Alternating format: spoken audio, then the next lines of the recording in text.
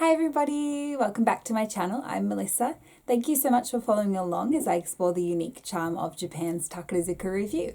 I hope you enjoyed last week's episode where I gave a bit of an introduction to Takarazuka Revue and talked a little bit about the history of Takarazuka Revue.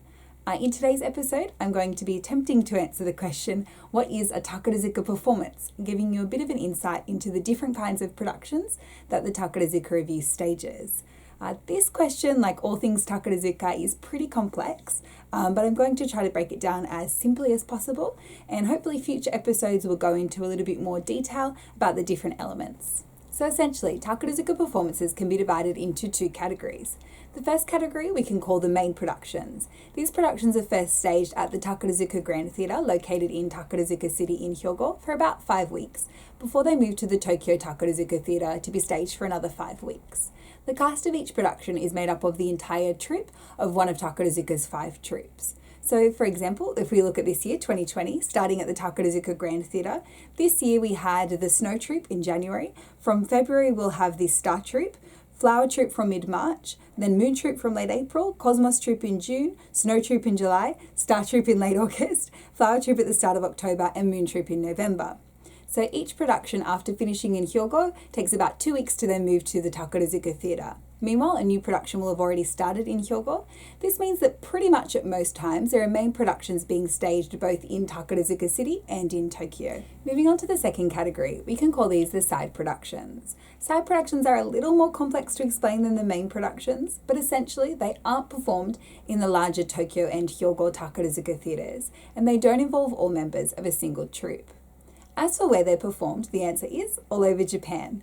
So popular theatres include Takarazuka Bow Hall, which is located in the same building as the Takarazuka Grand Theatre, Umeda Arts Theatre Drama City, located in Osaka, and Nihon Seinenkan Hall in Tokyo. It's pretty typical for productions to first be performed in Osaka and then move to a different theatre in Tokyo. National tours are also really popular, as are performances in cities outside of Tokyo and Osaka, like Nagoya and Fukuoka.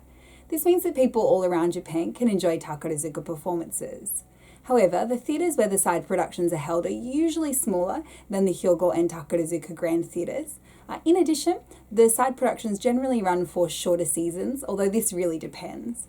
For example, Snow Troupe's national tour ran for about a month in October-November 2019, while Hoshigumi's performance of Tatsunomiya Monogatari performed for just 2 weeks at Takarazuka Bow Hall in November-December 2019. As for who performs, that one's a little tricky. Generally, one troupe will split in half and perform 2 very different productions. For example, if we look at January 2020, around half of Flower Troupe was in Tokyo at the Kokusai Forum Hall, performing in Dance Olympia for just over 2 weeks, while the other half was in Umeda, performing in Masquerade Hotel for 1 week, before travelling to Tokyo to perform for another week. In terms of when the side productions are held, that's generally all year round. So usually in any month, you'll find one main production being performed at the Takarazuka Grand Theatre in Hyogo, another main production being performed at the Tokyo Takarazuka Theatre, and 1 or 2 side productions being held somewhere in Japan. Add in rehearsal time, and it's easy to understand why Takarazuka Revue requires 5 main troupes and over 400 actresses. So those are the 2 main production categories. But outside of the logistics, you might be wondering, what actually makes up a Takarazuka performance? I think all aspects of a Takarazuka performance are incredibly unique and each deserving of their own episode, so I'll try to keep to a pretty simple overview here. Let's start with the main productions. These productions generally run for 3 hours, with a slightly longer first act, a 30-minute intermission, and then a slightly shorter second act. They can also be divided into 2 subcategories, the full-length musical type and the play review type. The full-length musical type is just what it sounds like, a single musical running across both acts. In this way, it's not dissimilar to a Broadway or West End style musical, and you can certainly expect stunning performances, costumes and sets whether you have any major international stage. The titles of many full-length musicals will be familiar to most Western audiences. For example, 1789, Elizabeth and Guys and Dolls. However, Takarazuka performances span across all genres and draw on an incredible range of sources for inspiration. For example, Hollywood. A musical performance of the famous American heist movie Ocean's 11, starring Brad Pitt and George Clooney, is regularly staged, including most recently by the Cosmos Troupe in 2019. And yes, that does mean you can see Danny Ocean, Rusty Ryan, and the rest of the Ocean's gang dancing and singing in impeccably tailored suits.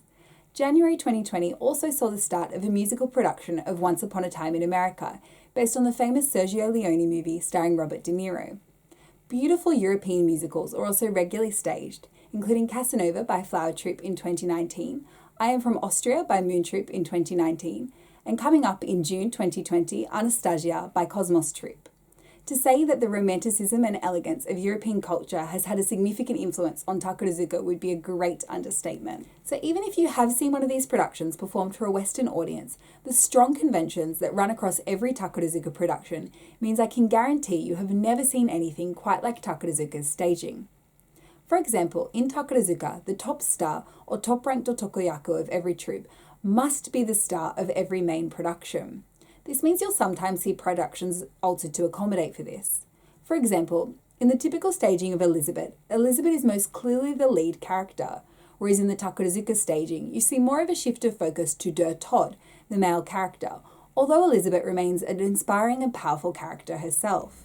And, perhaps most importantly, right when a typical Broadway or musical production would end is when Takarazuka brings in its most iconic element, the grand finale. The grand finale will definitely be the subject of its own episode, probably episode 4, but essentially, in Takarazuka, after the musical story concludes, there will be a number of stunning dance numbers performed by the members of the troupe. These are designed to showcase the actresses' talents and personalities outside of the characters they had been portraying in the main musical.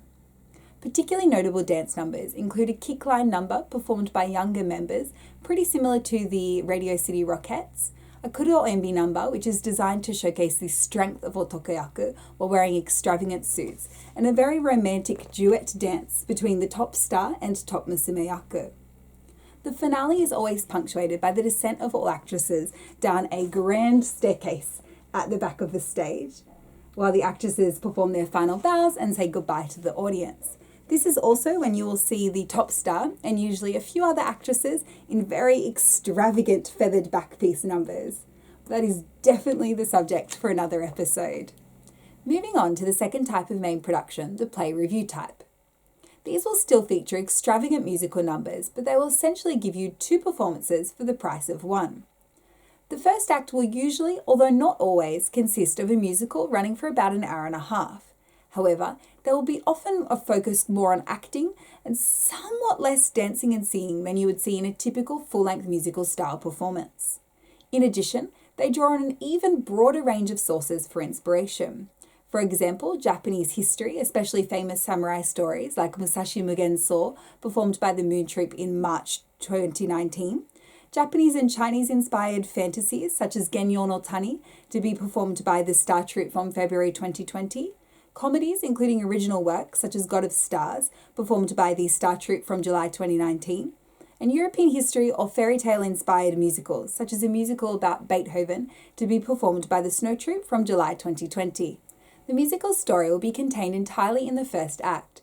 The second act, meanwhile, will be a musical revue, featuring exciting, beautiful performances of Japanese and Western music, with breathtaking dance numbers and chances for many Takarazuka actresses to shine. There will generally be a main theme and story, with various numbers connected together in typically loose ways. You can expect a mix of high-energy numbers, some mournful ballads, as well as some instrumental dance numbers. There will be an infinite number of costume changes, and a pretty good chance that some Takarazuka actresses will come and dance in the aisles alongside you. But of course, the grand finale will close the show, as in the full-length musical productions. So, those are broadly the 2 types of main Takarazuka productions. But what about the side productions? Well, they can mostly be separated into the same 2 categories, the full-length musical type and the play revue type. But there are some really important differences. In particular, because side productions generally play for a smaller audience across a shorter period of time, there's a lot more room for risk-taking and experimentation. This includes experimentation with more unusual stories, as well as with less experienced playwrights and directors.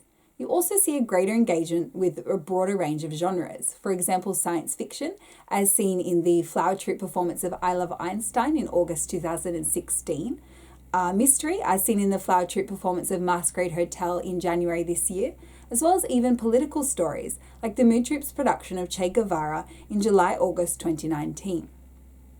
And importantly, side productions also offer actresses an opportunity to shine in a way that just isn't possible in the main productions. While main productions are always led by the top star, side productions will always be led one by the top star and one by someone other than the top star. This often means that the nibante, or second-ranked otokoyaku, has the opportunity to play the main role, but this opportunity is also often provided to younger, lower-ranked otokoyaku.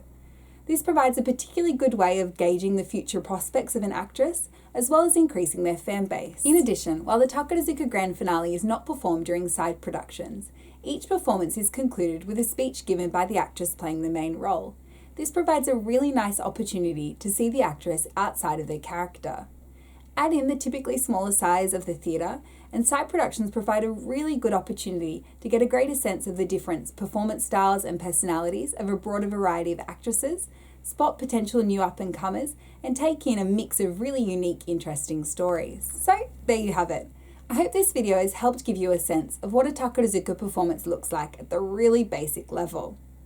There are so many unique points to every Takarazuka production, so hopefully if you keep watching, you'll see some of the points mentioned here become the subject of their own episode in the future. For next week's episode, I'm going to be trying to answer the question, what are the Takarazuka troupes, by giving an introductory explanation to the troupe structure, the 5 different main troupes, as well as the special troupe Senka. I really hope you'll tune in. And if you've been enjoying this series so far, please don't forget to like and subscribe. Thank you so much for watching. Please take care. Bye.